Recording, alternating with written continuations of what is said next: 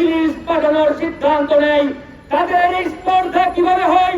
উপদেষ্টা পরিষদে অনেকেই রয়েছে যারা এখনো ভারতের প্রতি প্রেম দেখায়, প্রীতি দেখায়। কিছুদিন আগে আসিফ নজরুল সাহেব আওয়ামী লীগকে বাংলাদেশের ইতিহাস ঐতিহ্যের দল হিসেবে ঘোষণা দিয়েছিলেন। তাদেরকে বলতে চাই, যদি এতই আওয়ামী প্রেম থাকে তাহলে ওই হাসিনার শ্বশুর বাড়ি দিল্লি থেকে এই প্রেম দেখান। ভারতে আমাদের ছাত্র জনতার যে অন্তর্বর্তীকালীন সরকার, এই সরকার ভারতে ইলিশ পাঠানোর সিদ্ধান্ত নিয়েছে, কিন্তু আমরা স্পষ্ট করে বলতে চাই, ভারতে ইলিশ পাঠানোর এই সিদ্ধান্তকে বাংলাদেশের জনগণ ঘৃণা করে প্রত্যাখ্যান করেছে।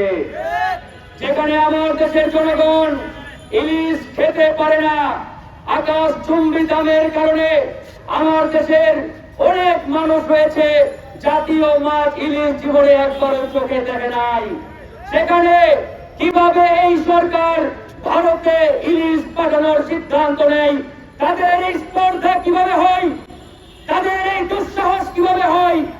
এই ছাত্র জনতার বিপ্লবের মাধ্যমে চেয়ারে বসে তারা ছাত্র জনতা তথা জনগণের আবেগকে পুঁজি করে এ ধরনের একটি সিদ্ধান্ত নেয়। আমরা স্পষ্ট করে বলতে চাই, ডক্টর মোহাম্মদ ইউনূসের এই সরকারকে ভারতে ইলিশ পাঠানোর যে সিদ্ধান্ত, এই সিদ্ধান্ত অনতিবিলম্বে বাতিল করতে হবে এবং এই ইলিশের দাম আরো সহজলভ্য করতে হবে। কেজি যাতে 5 থেকে 700 টাকার মধ্যে হয় এবং আমার দেশের আপামর জনগণ যাতে ইলিশ ক্রয় করে খেতে পারে, সেটা এই সরকারকে নিশ্চিত করতে হবে। প্রিয় বন্ধুগণ, আজকে ডক্টর মোহাম্মদ ইউনূসকে নিয়ে আমাদের কোনো আপত্তি নেই, কিন্তু এই সরকারের উপদেষ্টা পরিষদে যারা রয়েছে এদের বিষয়ে আমাদের যথেষ্ট আপত্তি রয়েছে, অভিযোগ রয়েছে। আমরা তাই এই সরকারের প্রধান ডক্টর মোহাম্মদ ইউনূসের প্রতি আহ্বান জানিয়েছি এবং একাধিকবার তাকে আমরা সরাসরি বলেছি, 20 কোটি জনগণের এই বাংলাদেশকে সঠিকভাবে পরিচালনা করতে গেলে এই উপদেষ্টা পরিষদ গঠিত করতে হবে।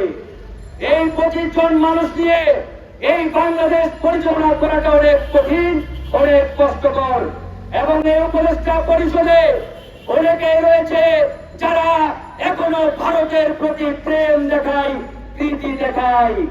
আমরা সে সকল উপদেষ্টাকে বলতে চাই, এই বাংলাদেশে এই শহীদদের রক্তের উপরে দাঁড়িয়ে কেউ যদি ভারতের প্রতি প্রীতি কিংবা প্রেম দেখানোর চেষ্টা করেন, আমরা আপনাদের এই গদির পিছন থেকে টেনে হিচড়ে নামাতে 1 সেকেন্ড কাল বিলম্ব করব না।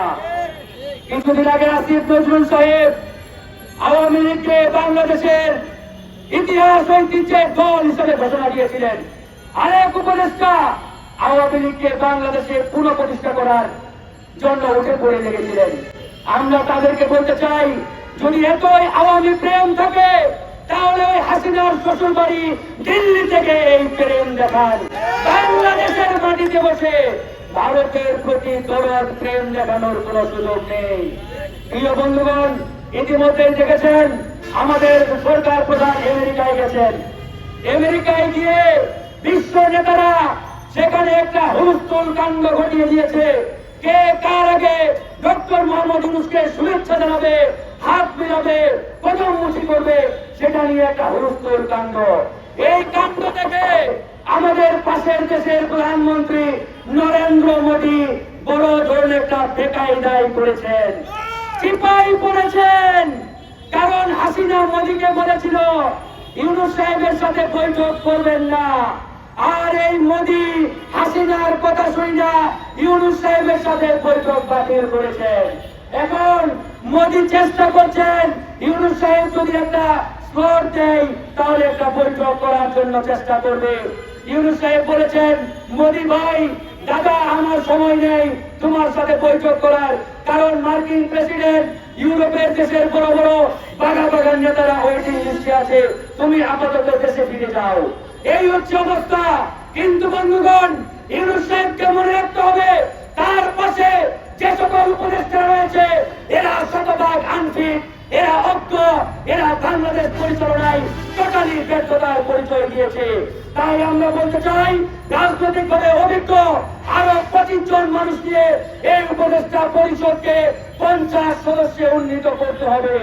আমরা যারা দীর্ঘদিন ফ্যাসিবাদ বিরোধী লড়াই করেছি, এই ফ্যাসিবাদের সময়ে নির্যাতিত হয়েছি, নিপীড়িত হয়েছি, আমাদের মধ্য থেকে আরো 25 জন মানুষ দিয়ে এই উপদেষ্টা পরিষদ গঠিত করার জোর দাবি জানাচ্ছি। একই সাথে বলতে চাই, শেষ কথা, চূড়ান্ত কথা, ভারতে কোনো ইলিশ যাবে না। ভারতে যদি ইলিশ পাঠানোর চেষ্টা করে, আমরা ছাত্র জনতা জনগণ এই ইলিশ পাঠানোর ট্রাকগুলোকে সীমান্ত পাড়ি দিতে দেব না, দেব না, দেব না। আমরা প্রস্তুত? আমরা প্রস্তুত আছি ইনশাআল্লাহ।